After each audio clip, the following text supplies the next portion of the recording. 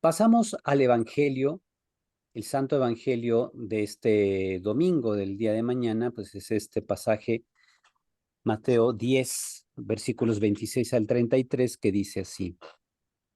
En aquel tiempo Jesús dijo a sus apóstoles, no teman a los hombres, no hay nada oculto que no llegue a descubrirse, no hay nada secreto que no llegue a saberse. Lo que les digo de noche, repítanlo en pleno día, y lo que les digo al oído, pregónenlo desde las azoteas. No tengan miedo a los que matan el cuerpo, pero no puede matar el alma. Teman más bien a quien puede arrojar al lugar de castigo el alma y el cuerpo. No es verdad que se venden dos pajarillos por una moneda. Sin embargo, ni uno solo de ellos cae por tierra si no lo permite el Padre. En cuanto a ustedes, hasta los cabellos de su cabeza están contados. Por lo tanto, no tengan miedo, porque ustedes valen mucho más que todos los pájaros del mundo. A quien me reconozca delante de los hombres, yo también lo reconoceré ante mi Padre que está en los cielos, pero al que me niegue delante de los hombres, yo también lo negaré ante mi Padre que está en los cielos. Palabra del Señor. Muy bien, tengo aquí entonces esta aclaración que, bueno, Jesús nos aclara que Dios nos acompaña incluso en los momentos de sufrimiento. Pero aquí hago una anotación con respecto a la traducción que hemos escuchado. Tenemos un pasaje que suele traducirse así, tal y como está escrito en el texto del leccionario de nuestras misas. Se pregunta a Jesús, ¿no es verdad que se venden dos pajarillos por una moneda? Sin embargo, ni uno solo de ellos cae por tierra si no lo permite el Padre. De aquí se piensa que si un pajarito sufre un mal es porque Dios lo quiso o lo permitió, pero en realidad esta es una traducción imprecisa. El texto dice en su idioma original, que es el griego koiné, uji duo struthia asariu poleitai. Se pregunta, ¿acaso no se venden dos pajarillos por una moneda? Kaigen exauton upeseitai epitengen aniu tu patros himon. Sin embargo, ni un pajarito cae por tierra sin el Padre de ustedes. Eso es lo que dice el texto griego. Ajá. Como a la expresión final le falta el verbo, como dice, ni un pajarito cae por tierra sin el Padre de ustedes, falta el verbo que se relaciona con el sin el Padre. Ajá. Muchos han traducido si no lo permite el Padre, pero Mateo quiso decir que el pajarito no cae sin que Dios esté a su lado, es decir, sin que lo acompañe. El mensaje de Jesús es que Dios está cerca del que sufre y no simplemente que Él permite el sufrimiento de sus criaturas. Gramaticalmente, en la mayoría de las oraciones griegas donde no hay verbo explícito, se debe sobreentender el verbo ser o estar. Este es uno de esos casos. Así, un pajarito no cae por tierra sin el Padre, significa sin que el Padre esté con él. Y ahí vamos aprendiendo algo que precisamente ya viene tocado en el Antiguo Testamento, en el texto de Jeremías y en el Salmo que aparece en nuestro leccionario para este domingo. Vemos que efectivamente Dios está con Jeremías, Dios está con el salmista, aún en medio de sus sufrimientos. Aun cuando ellos experimentan el rechazo de la sociedad en la que viven, Jeremías experimenta los planes y maquinaciones de los israelitas que se sienten ofendidos porque Jeremías continuamente les recuerda, les echa en cara sus pecados, su traición a la ley de Moisés, y encima les dice, caerán sobre ustedes estos males porque ustedes se han alejado de Dios. El salmista también se siente objeto de burla de sus paisanos por razones que solo Dios conoce, pero está expresado ahí en el Salmo. Así también, pues este pajarito que cae por tierra porque pues ya a lo mejor se hizo viejito o está herido o qué sé yo, dice Jesús que el pajarito no cae por tierra sin el Padre, o sea, sin que el Padre esté con él. Siendo que nosotros valemos más que los pajarillos, pues ahí viene la lección. Ahora sí se entiende muy bien la lección, porque dice Jesús, si Dios acompaña a un pajarito, siendo que se compran dos pajaritos por una moneda, no es que siendo nosotros más valiosos a los ojos de Dios, ¿no estará el Padre Celestial con nosotros cuando muramos? Cuando nos falte algo, cuando caigamos incluso cayendo en el sentido moral de nuestro pecado. ¿No está acaso Dios junto a nosotros cuando pecamos? Claro que está, aunque no está ahí para recriminarnos nuestras faltas, sino para levantarnos, para manifestarnos su misericordia, su bondad, y eso nos ayuda a convertirnos.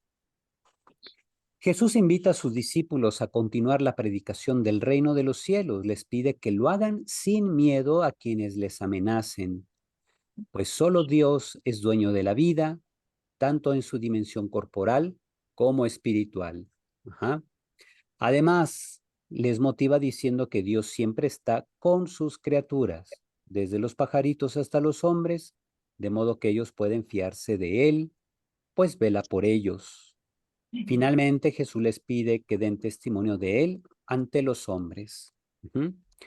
Sabiendo cuánto nos ama Dios, demos testimonio de Él, aunque a muchos no les guste, aunque nos critiquen y nos ataquen de retrógradas, de mitómanos o de que vivimos de los mitos de las religiones antiguas. Mucha gente nos ataca por eso.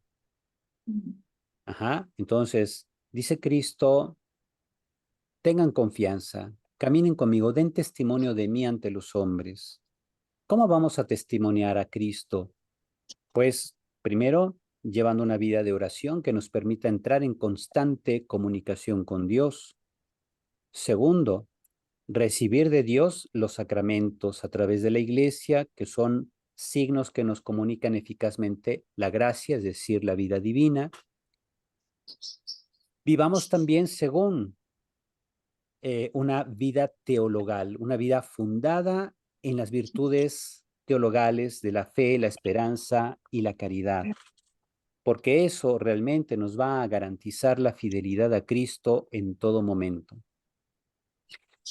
Por la fe, entonces, descubrimos que Dios nos ama, por la esperanza aspiramos a la vida eterna que Él nos ofrece, y por la caridad manifestamos la presencia de Cristo en nuestra vida, transformamos las vidas de otras personas, porque por medio de la caridad Dios nos convierte en mediadores de su providencia, nos convierte en sus manos, sus pies, en su boca, para bendecir, ayudar, levantar a otros, para hacer para otros precisamente expresión de la ayuda de Dios que viene en su auxilio en medio de las adversidades que otras personas también van enfrentando. De ahí entonces planteo orientaciones para la vida. La vida cristiana siempre es contrastada por el mundo, que defiende sus ideologías, sus pseudo-valores y su supuesta innovación, por eso la pongo entre comillas, y que ataca a quienes dan testimonio de Cristo y de los valores del Evangelio. Cristo nos invita, como lo hizo en otros tiempos, a dar testimonio de Él sin temer a quienes nos amenacen. Sabiendo que Dios conduce la historia con su providencia, vivamos con radicalidad nuestra fe, siendo consecuentes con sus principios y valores, aun cuando seamos objeto de críticas. Actitud profética es lo que necesitamos asumir para que la Iglesia vuelva a ser un factor de peso en la sociedad mexicana.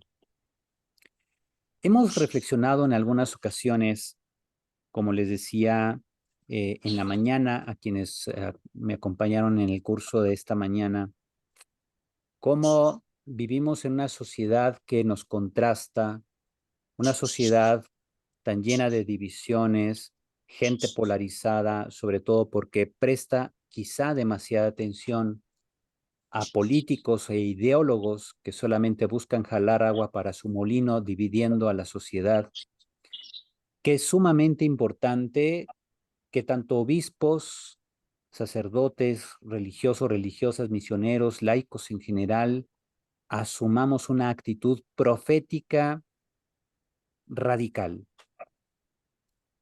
Esta actitud profética es encarnar los principios y valores del Evangelio, vivir como Cristo vivió o como el mismo Jeremías vivió, no solo anunciando la palabra de Dios, sino denunciando las injusticias, vengan de donde vengan. Pero a veces como que le tenemos demasiado miedo a la aplicación pues de ciertas leyes de las autoridades.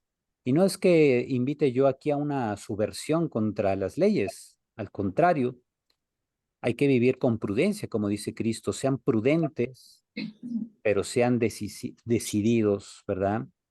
Sean ustedes firmes, creativos, dóciles como las palomas, prudentes también, pero determinantes, no se echen para atrás. Eso es la actitud profética. La actitud profética necesariamente va a molestar a algunos, necesariamente va a ser incómoda, porque bien dicen, la verdad no peca, pero incomoda.